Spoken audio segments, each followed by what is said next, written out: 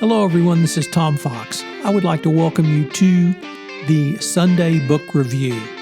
The Sunday Book Review is the series where I discuss books which impact the compliance practitioner, the legal professional, and the business professional.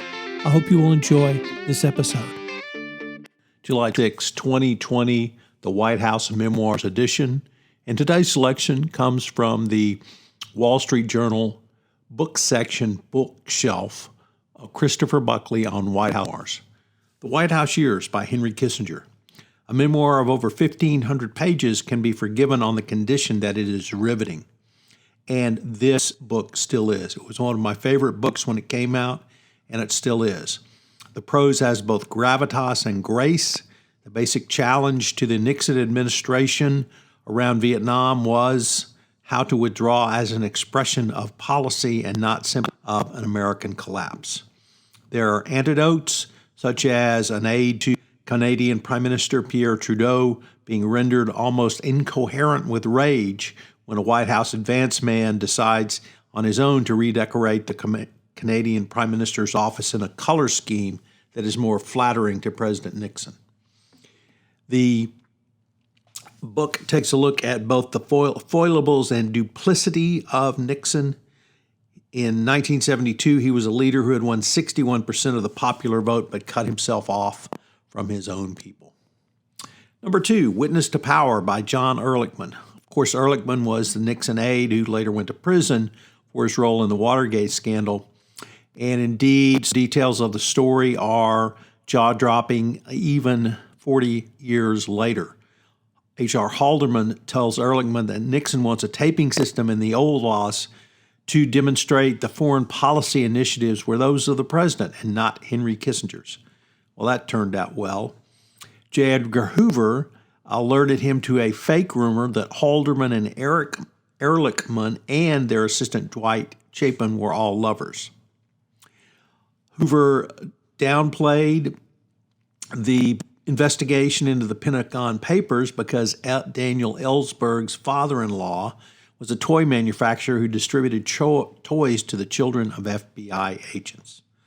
All very strange, probably as strange as the Nixon administration itself. Next up, Around the World with LBJ by James Cross.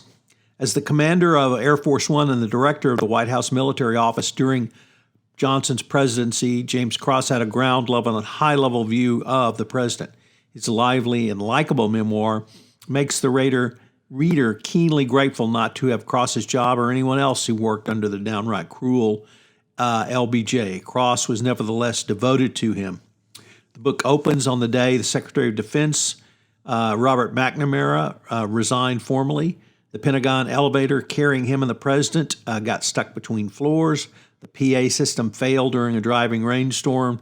And then to top it off, the president's umbrella malfunctioned on his way to his limo and he got soaked. It was the karmatic trifecta of Vietnam-era dysfunction in the Johnson administration. The book concludes with LBJ's funeral, and Nixon's chief of staff, Haldeman, refused to send a military jet to take William Westmoreland to the funeral. But the author was able to get a plane, and Haldeman was furious. So more dysfunction continued at the top. And finally, from George H.W. Bush and Brent Scowcroft, A World Transformed. This is the Bush pair, the elder, and the foreign policy when America was actually a trusted ally. So one might even want to put it in the nostalgia category. But nevertheless, it's a good remembrance of things past, and they can actually work.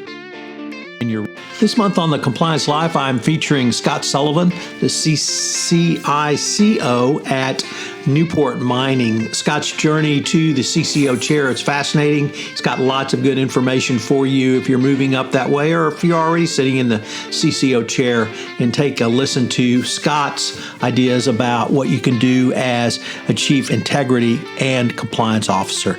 Check it out on the Compliance Podcast Network.